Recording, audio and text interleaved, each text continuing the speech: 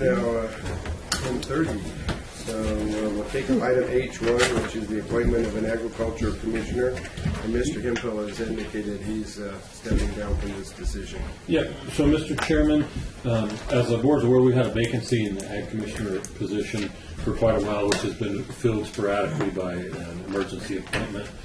And because of that, we've had an ongoing recruitment for ag commissioner. We now have 2 qualified applicants who have applied, so I'm recommending that we close the recruitment and make some sort of decision. We've got one in-house candidate, one outside candidate, and it's a board appointment. So I guess I'm just looking for direction. Has Craig got his final? He finally got his certification. Oh, good. Because I know that's been an uphill battle for him. Okay. So I'm just looking for direction if the board would like to interview one or both candidates, look at the applications. Well, I think the process dictates, in all fairness, that we interview both. Thank you. Yeah, that's what I thought too. And would the board like to do that in open session or closed, I guess is the question. What's the expectation? Or you could also, if you'd like, to form a committee or appoint myself to interview candidates that come up with a recommendation. I'm happy to do that as well. Whatever. But it is a board appointment. That's what we need to do. You take care of it. So it's up to you guys. What would be the pleasure of the board? Have Mr. Egan interview the candidates, or do you want the board to interview?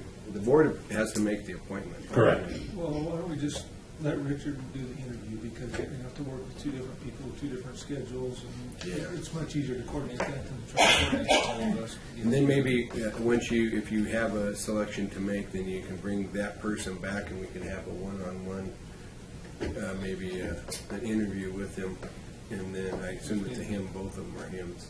Fair. Yeah. And then we can. Yeah. One of them happens to be a past county employee. Okay. Well, I'll probably form a committee of at least myself and one other to screen and interview, and then if you like, I'll just make a recommendation. Yeah, I think it would work for the board. So. Very well. Thank you. Can someone invite Supervisor Hemphill back in, please? Thank you. Tell them the agenda is all done. Thank you. Welcome back. Supervisor Hemphill. We'll move on to item H2, Public Works. Mr. Millar. Yes, good morning. Item we have here is partial aviation budget adoption for fiscal year 16-17. What this entails is the capital outlay portion of the budget. The remaining budget will follow the standard budget process. The reason for this is so we can continue with our 2 construction projects which are underway. One being the Ravendale Airport project. It's $651,954. It's widening and putting on asphalt surfacing. And the other is the Hurlong Airport, $421,230,000, and that is asphalt concrete overlay project as well. Both of these contracts are currently under construction with HAP reconstruction. Funding for this is through the California Aid to Airport Projects program. It's a 90% reimbursement out of that state funding. I make a motion to approve it. Okay, we have a motion by Mr. Powell. Is there a second? Second. Seconded by Mr. Hammond. Under a question, I just would like to ask, 90% coming from the CAP funding, and the other 10%, which is our share, which would be about $96,000 roughly. What is the source of that? That's coming from the airport fund. It's enterprise funds we have a balance. So what generates that fund? What's the source for that funding? It's a lot of it's been in there for years. It used to be 0.25% of the sales tax, or gas tax, yeah, for aviation fuel. Yeah, then we That's use, why I was trying to refresh my memory because I want to and make you sure. recently, it's just mainly been 10,000 per airport, but at some point, and then, there's probably 5-10 years ago, a portion of the property tax went into the aviation fund. And, probably here in the next couple of years, we'll have to enact that. So how much is in that fund? What, do you have a kind of roughly an estimate of the fund balance? Yes.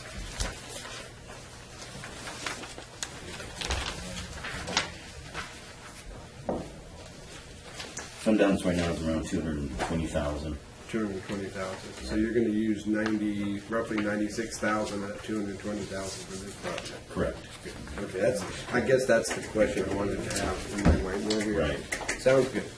Okay, any other questions or comments from the board? Do we have any questions or comments from the audience?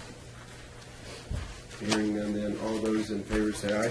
Aye. Opposed, motion is carried unanimously. Move on to item H3, another public works project. Looks like today it's Larry Millard Day. All right, this one is, again, a partial budget adoption. This one's for the capital projects budget, so Fund 150. Again, this is for the capital, carryover capital outlay projects. So it consists of 2 projects, again, both initiated last fiscal year. One being the seasonal veterans ADA ramp. That project is pretty much completed. We just have the final punch list and payment to make, which is around $40,000. The second project is the Stowe's Landing well. That one is, we have a contract. We're just waiting for scheduling of that one. And that one's for $10,000. Okay, and that goes towards providing the Stone Vanguard District is coming up with Stone Vanguard is coming up with a match Right. with 10,000. those 10,000. Mr. Alwa. Yes, thank you, Mr. Chairman. I have a question on the Stones Landing well. Why is the county drilling a well up there? It basically functions our restrooms there at the Stones boat ramp. So it's basically our 50% is for the restaurant. The public use. Public use. The public And, use portion of the Stone boat launch facility. Do we actually 50% of the water use goes to the restaurant? It's actually a pretty good deal for us. In the past, we had to basically provide all the water up from the old well. So by them joining in with us, it actually benefits us. Otherwise, we'd have to have our own well. Yeah, so they're piggybacking on our need. And their use is mainly for their office building there at the Stones facility. So this Basically doesn't, across the street. this doesn't go to any of the homes or? No. So we had the well in place and we had the boat facility, and that was why we had the well there. And eventually they built their office building kind of adjacent to that. So they've been utilizing our well water, but since now the well needs to be replaced, they're owning up half of that expense. Correct. That makes a lot more sense. Yeah. Clear. No, it's a good deal for both of us. Otherwise, we would be having our individual. Well, they'd have wells, to and drill neither a well, need is they'd have to drill huge. a well and do their thing, and we would be, you know, If we do our own. And so they had to get the new well because the old one collapsed or it's- deeper or what? It's been down for several years. It tested bad. Plus, it's not producing. So, last few years, we've actually been getting water from the private. I can't think of the name now. but yeah, I know, I could think, Is it Mariners or whatever that place? Mariners, I guess. yeah. We have an agreement with them. The old Mariners, there's I think a new name for it. Yeah, I think it now, is. but I don't know. New owners now. So we've been, well, last year we didn't even open it because of water. Lake level and the ramp's been closed, but that's. So basically, you can have a well and it's already done, or you just drilling a hole in the hole. No, it'll be a new pool. Is the boat ramp open now? No. But they anticipate it will be at some point, especially if the water keeps coming back up. You got Right. a long Ways to go, yeah. Well, that article was in the Chronicle tells that. They even show a picture of where that, Well, I can look and read yeah. and can't even tell the drought. Yeah, that's, Eagle Lake did not recover much from the drought. it made a little progress, but not much. And they actually have a picture of it right here.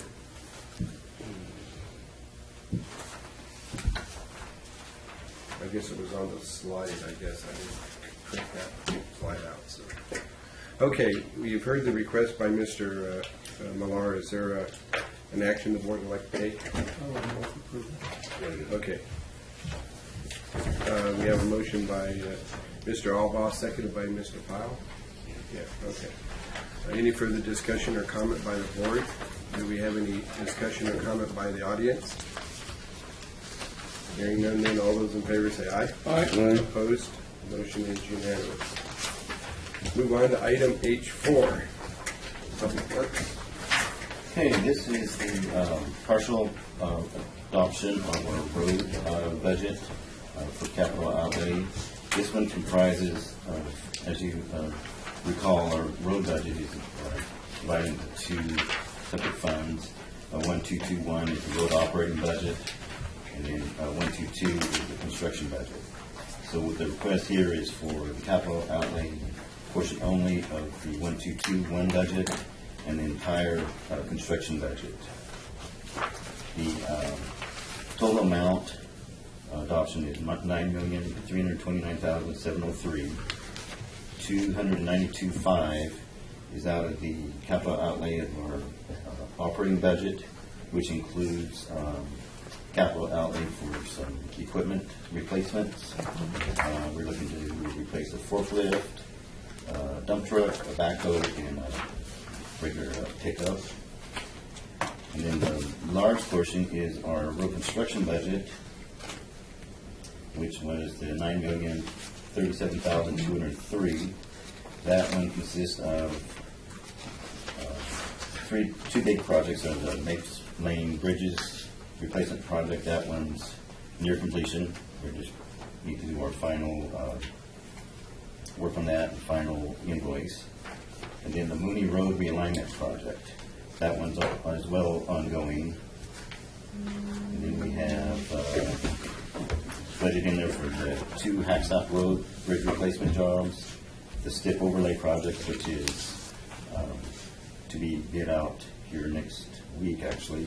That's the overlay on Mooney Road from Westwood to 147 and about a mile on Center Road. And then also in there is the Skyline Road Extension construction project. So I think in the packet I included a breakdown of all those projects.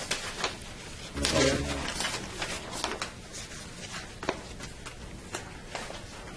The budget fund sheet there shows you the breakdown otherwise. So any questions on those? So these projects are already funded, Larry? They are various different types of funding. Majority, the bridges are under highway bridge Right. funding. Right. And that's already funded though? Yes. Yeah. And we're waiting on the environmental for those still? The Hacksack Bridges, environmental has cleared. We're actually in the process of hiring a right-of-way appraisal person. So we'll be doing the right-of-way here in the next few months. Okay. What about the Long Valley? Well, that's one I just mentioned, Uh-huh.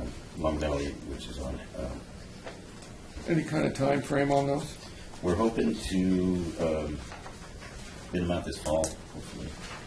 So they'll be able to begin construction in the spring is what you're hoping? And maybe even the fall, depending on what the, what our weather looks like. We might be able to bid them out and start some of the project. Mapes Bridges, they basically work clear throughout the winter, but Yeah, I know they do. it just depends on our weather and what Okay. kind of winter we get. Yeah.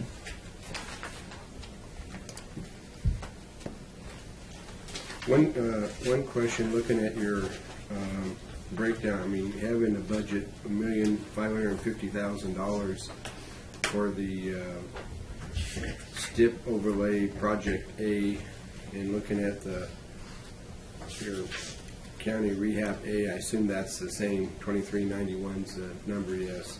You got A1 Center Road, Mooney Road as being, in terms of construction work, using that $1.5 million. So, and then you have county rehab B, which is look like it's projected out to 1819, and rehab C is Center Road, which is 2021 projected out that far. My question to you is Center Road going to be able to hang in there until 2021? Because I got to tell you, a couple of years ago, I was, when I'm out there riding my bike, you see the road a lot differently from a bicycle than you do from a car.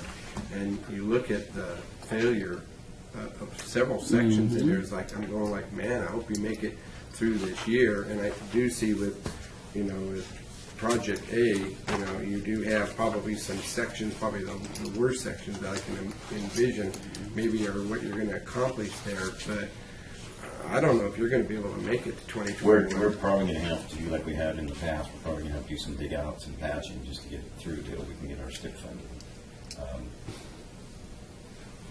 Where does the funding for the dig out and patch come from? Is that up above on the maintenance? That'll be, that's in our regular maintenance budget. Which is, It's not in this here, but it'll be part of the regular budget process. because you have like where you have the chip seals, and so it'd be part of the, but that would be kind of budgeted as need be then. So I just kind of.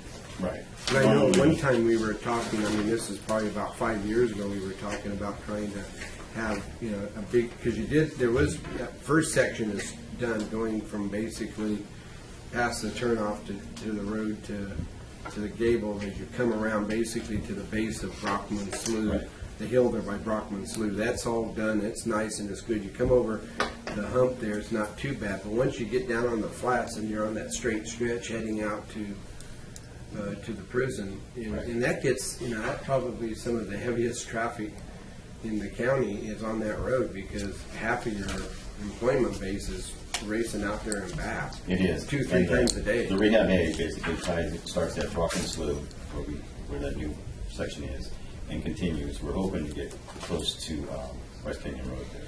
To which road? Rice Canyon intersection. Well, if you got to Rice Canyon, Which will take with that Project A, will get you to Rice That's what Canyon. we're hoping, yeah. Yeah, if you can get to there, then you're the bulk of your problem is going to be Right. be taken care of, because that's kind of the worst. That is the worst section. There is some bad areas further down, and those are probably what we're going to have to do some grind outs. And once you get past the prison, your traffic demand isn't near as bad, but the road's not near as bad past there. There's a couple of spots, but it's that section there between, that long straight Yeah, section. just after the corner there. Yeah. Yeah, the flats. Okay, well, that's good to know what your strategy is. Hope it And works. every step cycle, we're going to try to move those projects out Yeah. too. We just haven't had much luck.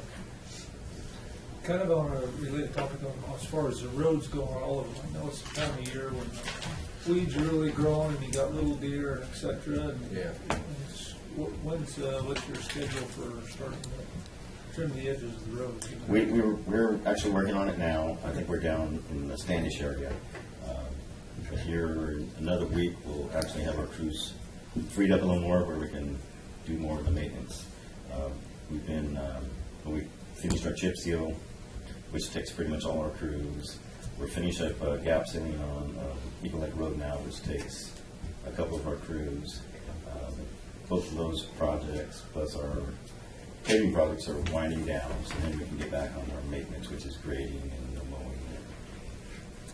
That's always been fascinating to me, and I think the Eagle Lake Road is probably the biggest example, but even like Center Road and other roads have it, but it seems like about every 10 or 12 feet, there seems to be like those cracks, and it's like, they're almost like they're On purpose. well, yeah, you put them in there on purpose, Drain cracks. like when you come to it, like the highways, like they're by 299. Rumble strips. The rumble strips Yeah. there, and it's like, you get a nice new road paved, and within about 5 to 7 years, those big cracks, and they seem to be almost like they know exactly where 10 feet is or 12 feet is, and then some of them get really wide, and that's what you're sealing. That Those are, we're doing on Eagle Lake Road are huge. Yeah. We got that extra. Eagle Lake Road is probably the worst. When we went out there Memorial Day weekend, it was, I mean, the car, just boom, boom, every 2 seconds.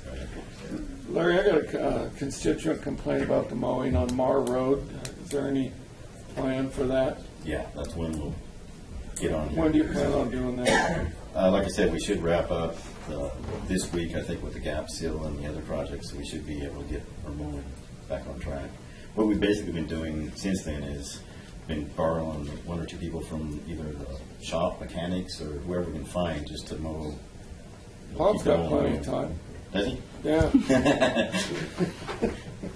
But that's No, but I did get That's a always our couple problem with this complaints time of on that year. road. Not just one, a couple actually. right. And then we've been getting some complaints on our grading too. It's lax because all our crews have to be doing these other projects.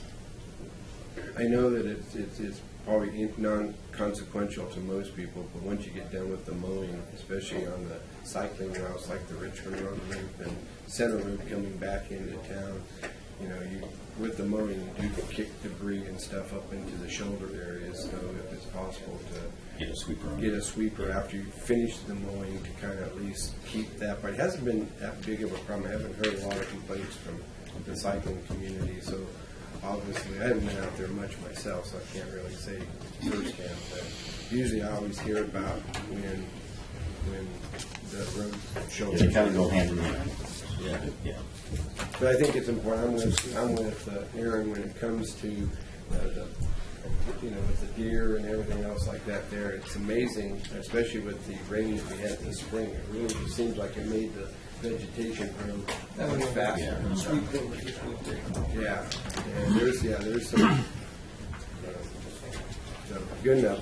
Well, we've had a lot of discussion on item H4, so it's to approve the budget to allow to get some work done during the warm weather. So what's the pleasure of the board? Yeah, we need a, we don't have a motion yet. We need a motion? I need a motion. I'll second Aaron's motion. Okay, Eric, Supervisor Alba made the motion to approve fiscal year 2016-17 partial road budget. This would be the 122 fund. Correct. Yeah, and we have a second by Mr. Hammond. So any other questions or comments? Do we have any questions or comments from the audience? Hearing none then, why don't you pull the vote, Madam Clerk, because this is a budget item. Supervisor Pike. Supervisor Alba. Aye. Supervisor Peckham. Aye.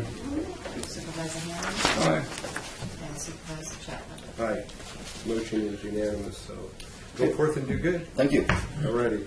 We'll take up item H5, Community Corrections. This is the Sheriff's Department. I see Mr. Minot is at the podium. Welcome. Thank you, Mr. Chairman. John Mino, Under Sheriff. The first item we have before you today is a partial budget for the community corrections. This is the CCP budget, or the local realignment funds.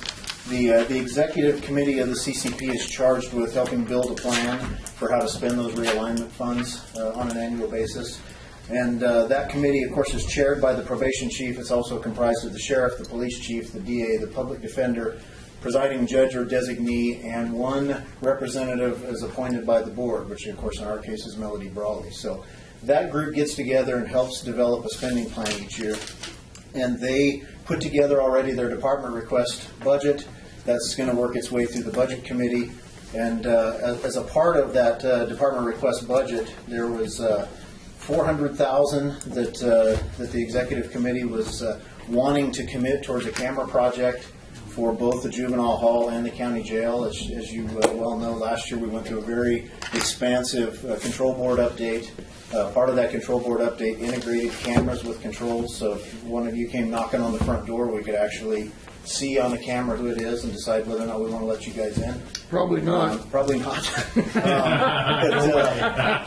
And obviously, You don't have to let us in. We'll keep on money. We'll call it good. we're busy. To let you out. Other things to do. But moving ahead, as we have the ability to work each other's systems, whether juvenile hall needs to take over controls of the jail or vice versa. It'll be even more critical that we be able to see, who's where, who's knocking on if we have to take over the boards at their place or vice versa. Whoever's in those control rooms needs to know who they're gaining access or letting in or out of those facilities. So we really do want to move forward with a pretty expansive camera project that'll help not only with that piece of the security, but we're both, the sheriff and the probation chief are both faced with a lot of requirements under the Prison Rape Elimination Act, which is a federal regulation that's going to require us to all but eliminate blind spots in our facilities to make sure there's not a dark corner where somebody could become the victim inside one of those buildings. So that's it's going to be a sweeping camera expansion, and it was presented to the executive committee, and that's part of what they had were trying to earmark some of these funds for, and then the rest of it for needs assessment and ongoing electronic monitoring services. So we would really like to get an RFP launched for cameras in very short order, not knowing when we might end up with a final budget. We were hoping that the board would be willing to adopt a partial budget for the CCP today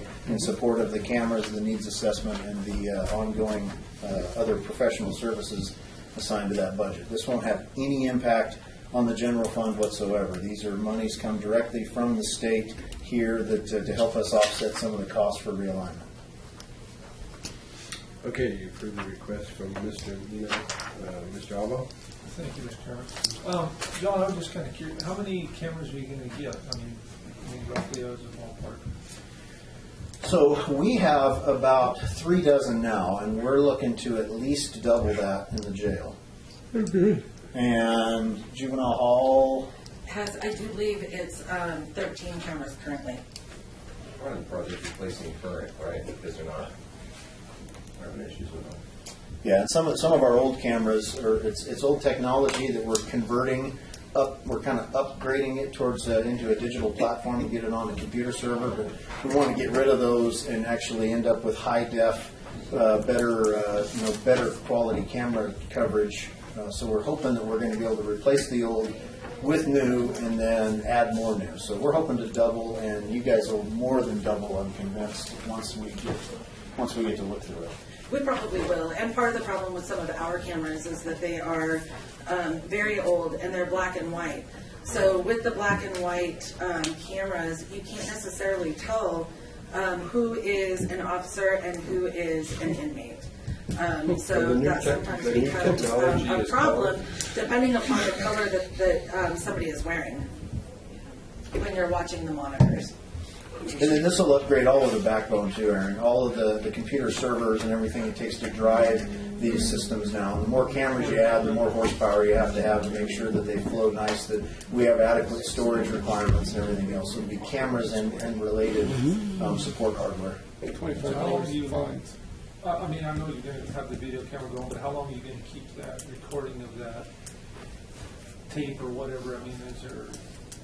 Yeah, the government requires that we keep them for a year. Wow. And that is a nightmare with old technology, because you're talking about old digital video recorders that just frankly don't have that capability. And so we're going to actually, this is going to get us really to where we need to be from a storage standpoint as well. It's a big project. It is a big project. Given the action today and the progress you're making, what's your expected time frame for completing and having everything operational? We've done some preliminary work just to as far as what kind of equipment and installation services are going to be required to get it going. So we can hopefully, we want to get the RFP launched as soon as possible. We just didn't want to worry about an RFP if we didn't have funds parked. And really then, as you know, it's going to be do the RFP, solicit the bids, host vendors that want to come and look so they know what they're bidding on.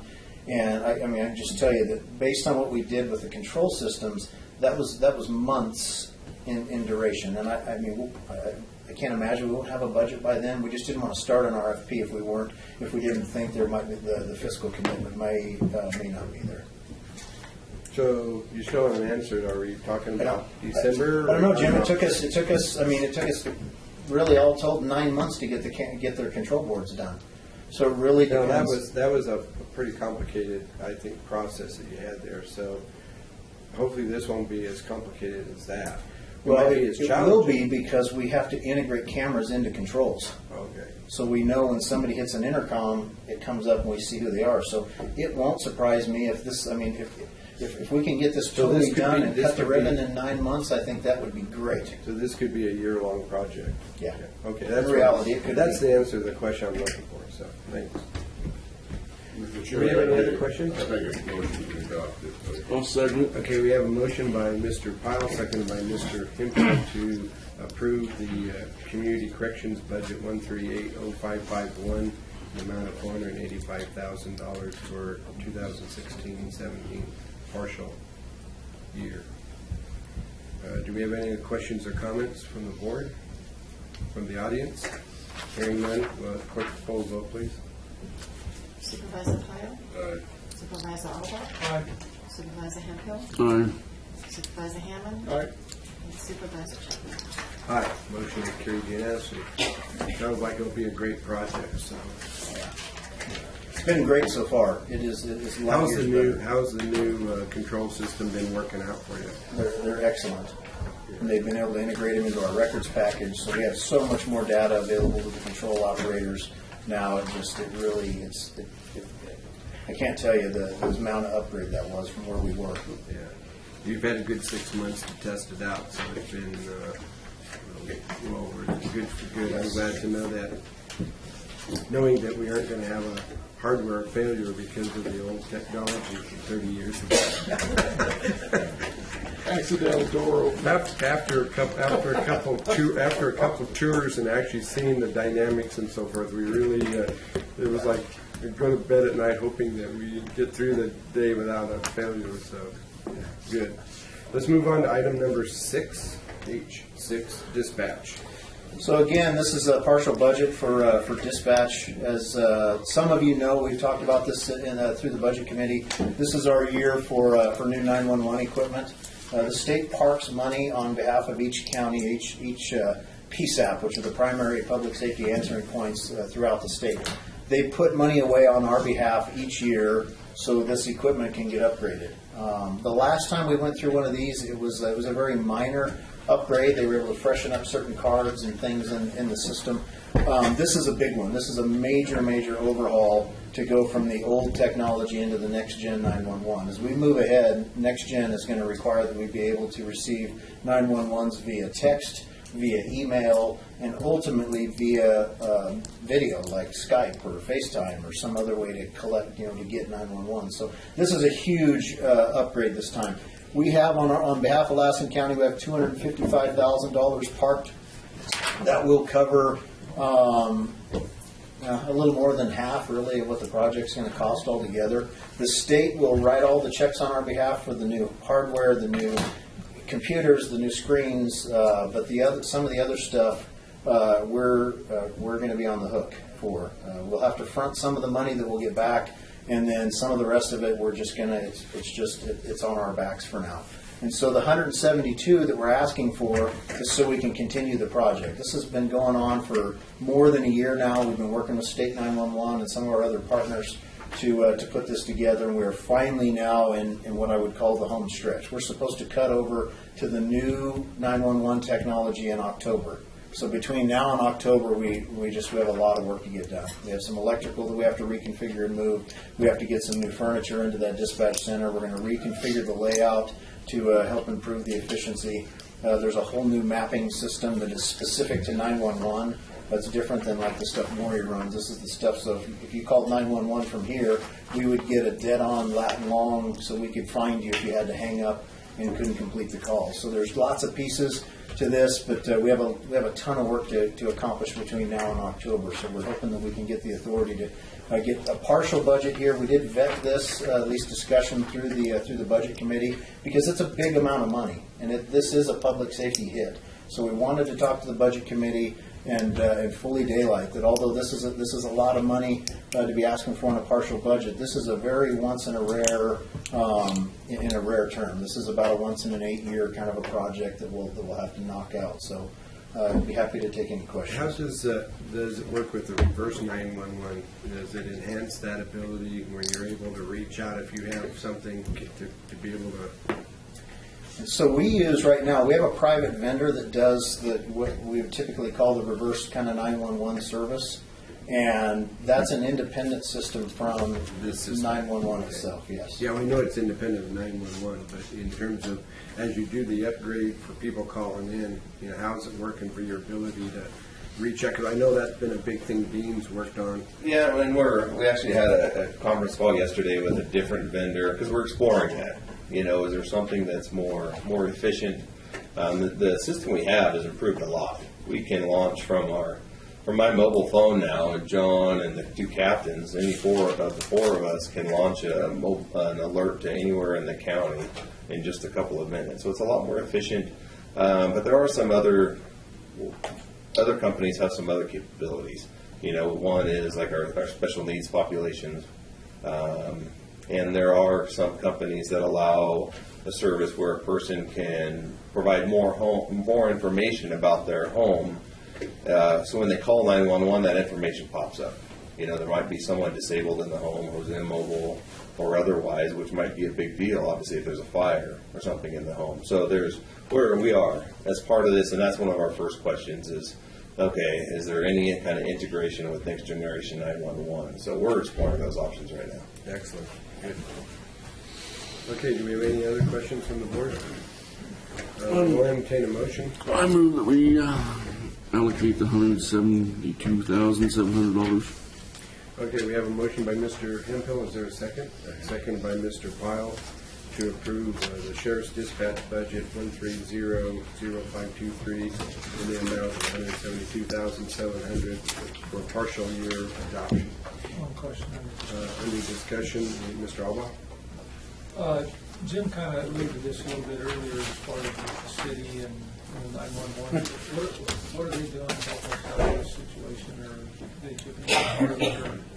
Yeah, we actually had a meeting just yesterday with the county administration and the sheriff and I and with the city administrator, and we feel confident that this should be on the agenda. An updated contract with the city. We're hoping for mid-August now. We think we've got that moving, and then what we haven't decided, Aaron, is what's the best play for the county. That's probably a discussion for the CAO and for the budget committee first to talk about.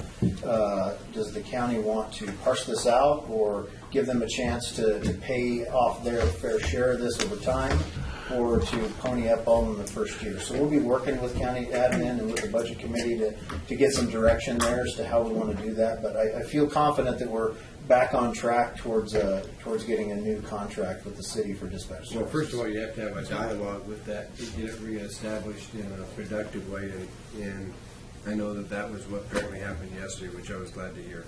And if so moving forward, so then if the city does pay, I don't know, we'll just say $10,000 a year or something, those funds will go directly back into this public safety fund and be earmarked for 911. So when you have to upgrade in another 8 years, you'll have that. Well, so as it stands now, the city pays 40% of actual cost. So whatever the board adopts, whatever the sheriff spends, the city gets billed out quarterly for 40% of the cost of the dispatch center. So what we haven't addressed is how do we deal with these big one-time, once in every 8-year kind of scenarios like this. So I think we'll be able to come up with a strategy for that. Yeah, and the issue becomes, we don't have any method to amortize those costs over time ourselves, and so historically we've been paying our 60%, and the city's been paying their 40%, which is all fine if both parties remain in the agreement over the long term, then that's all fine. I guess the question becomes if, Well, it gets a little bit more complicated than that, because that's an old division formula from an agreement that was made. Well, yes, Yeah. the Yeah. percentage is something that's currently a debate 60-40, and that's part of what the contract that we're working on, hopefully, which will go to the city and the county on the 17th of October. But so that issue is a little bit separate from the long-term assets that we're purchasing and how we amortize those costs. We don't have any ability to bankroll it, and so we haven't entertained the idea of bankrolling the city in the past. But And the last time we did this, there was enough money at the state because it was such a minor evolution. This is truly a revolution. The state in this pays for the equipment, so- biggest part. There's a part the state doesn't, and that's the part that we have to somehow break down. But maybe one of the things that you could approach with the city folks, so when you have the discussion, is to kind of look at developing a way, like we do with the automobiles and our computers and stuff, where we're prepaying and putting money aside into a fund so that when the time comes for these kind of upgrades, you already have a little bit of a pot to work with. I mean, I think that's where it makes a lot of sense, you know, for because you know you're going to do one of these again someday in the future.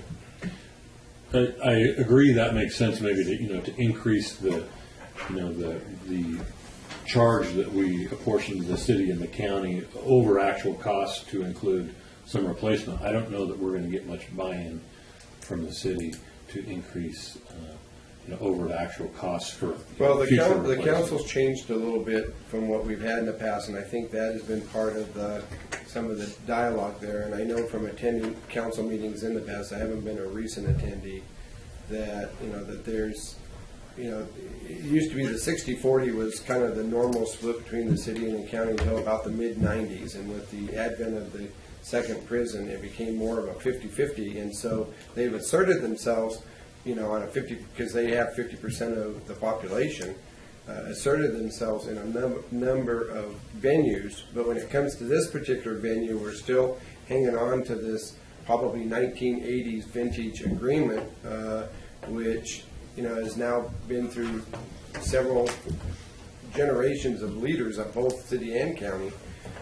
And so I think, and I mean, your statistics clearly show they're using actually in excess of 50% of the service that's there. So we have to sort that part out, and it not only just on the operations end, but I think in terms of the capital investment side as well. And as, and I think in fairness to them, and we talked about this at the Budget Committee briefly, is their big complaint is that they really don't have, at least what I've heard from them, is that they don't have any real say in the day-to-day management of the operation. So when we make a decision that we're going to do X versus Y, and there's a fiscal consequence to that decision, it's easy for us to do that knowing full well that half the bill's going to be paid by, or a big portion is going to be paid by the other side, and they're sitting there going, we don't even know what kind of a bill. I mean, they just wait for that shoe to drop, and so I think I can speak to that a little bit.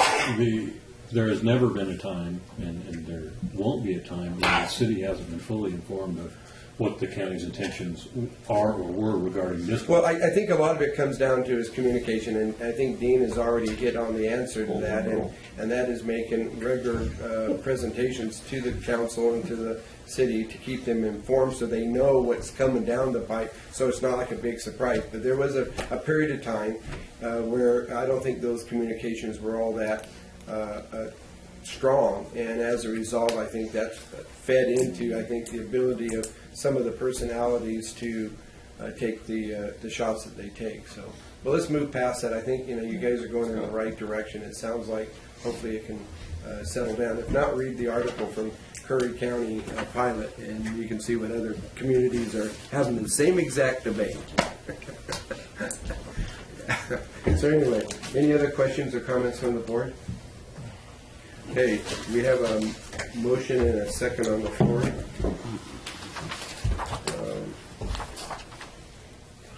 So hearing no further, would you pull the vote, Madam Clerk?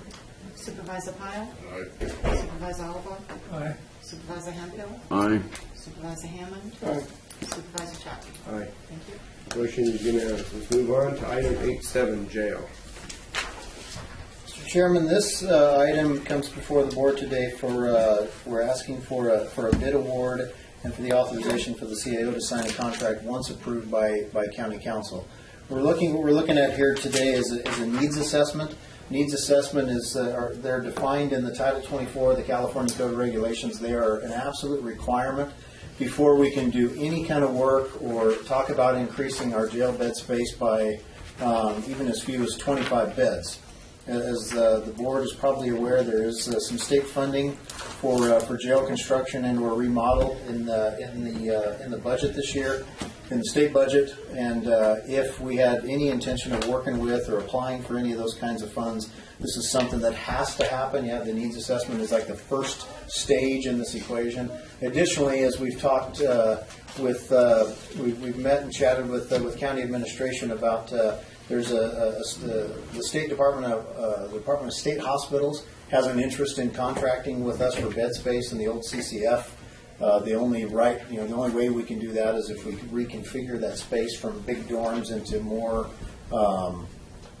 more segregated space for that type of population. So and they've expressed an interest in potentially helping fund any remodel costs. So anything that we're going to do that talks about remodel or the addition of bed space requires a needs assessment. So whether we move forward with applying for state funds this year, or whether we move forward with trying to work with a state agency to remodel some of our existing space to make it more friendly for other inmates to be housed there, we have to knock this out. So we went out to bid. We got four different replies from different vendors, and very special thanks to Larry Millar and Tony Shaw, who helped with us in the initial vetting process there, going through all of the bids and helping us get that down to, we went from 4 to 2, and of the 2 finalists, then we conducted an interview with those 2 firms, and our recommendation is that we move forward with DLR Group out of Sacramento. If you look at the packet, they weren't the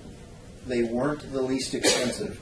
The least expensive was another group out of Sacramento, but on the second page of the package, you can see all the things that we based the recommendation on, from corporate strength to depth of the project knowledge, their different experiences, vetting that we did with other county public works and sheriff's offices that have used these firms, and we were really looking for somebody that's going to deliver us the best product in the shortest amount of time, because if this funding becomes available, time will be of the essence. We'll have to have some of these things done before we can even talk about it. So I'd be happy to answer any questions. Now, that one company, they're 162,000. They were like 100,000 above everybody else. I mean, that's kind of crazy. They were pretty easy to weed out. Yeah. Okay. Do we have any other questions, Mr. Alba? Yeah, on the state funding with the help, I mean, what's the prognosis of being able to be successful to get that state funding to move forward? Well, actually, I'll let the sheriff should speak to that. He sits on the Board of State Community Corrections, has been a part of assessing county's proposals now through SB 1022 and through SB 863, the last 2 funding cycles. So the sheriff has been intimate with that whole process, the last 2. Now, we don't know how this one's going to roll out. It's most likely going to roll out almost like an SB 863 Phase 2. We just don't know that. We don't have the parameters, but the sheriff will be right in the middle of that. Yeah, so we haven't applied in the past. In the past, it would have been hard. Our chances of being funded would have been very low, just because the types of needs in some of the other small counties. Plus, it was $500 million each time, and there were pots for large, medium, and small counties. So the bulk of the money obviously went to large and medium counties, and there are a lot more small counties than large and medium. Fortunately, the language this time says that people who have gotten funded before are ineligible. So there are no large counties, I think, that are eligible, and I think only a couple of medium counties, but the rest is going to be small. So we have a chance there. Unfortunately, this time it's only $250 million. And originally it was going to be a general come from the general fund, and then they ended up shifting it to lease revenue bonds, which is a very, very complicated. I was disappointed with that, and in the end, I don't know that it'll be worth our effort and investment to pursue it if that's the way the funding comes, because we have to front a lot of money. The county does, up to $5 or more million, even $10 million at a time before you get reimbursed by the state. And we have to sign over title of the building of the jail to the state, and we have to meet some seismic requirements that I don't know that facility will meet. So it's complicated, but we have to at least explore it as an option, because we're having trouble now meeting the needs of all the different the population that we have. It's not the population we used to have. We have inmates with very special, particular needs that we have to be able to make, and in that current facility is a challenge. So we have to at least move forward and take those steps. But even if none of those things happen and we decide just to move county inmates into the state dorms aren't part of our county jail yet. So we can't have those rated into our county jail population or space as part of our jail until this needs assessment's done. So either way, this has to happen. We'd have 24 of them. Well, I think we need to make sure that we got our eye on all the doors that potentially can open and be in a position, once they're open, to jump and move, and take advantage of it, for sure. So, I think the request is clearly understood. Any other questions or comments from the board? Do we have an action?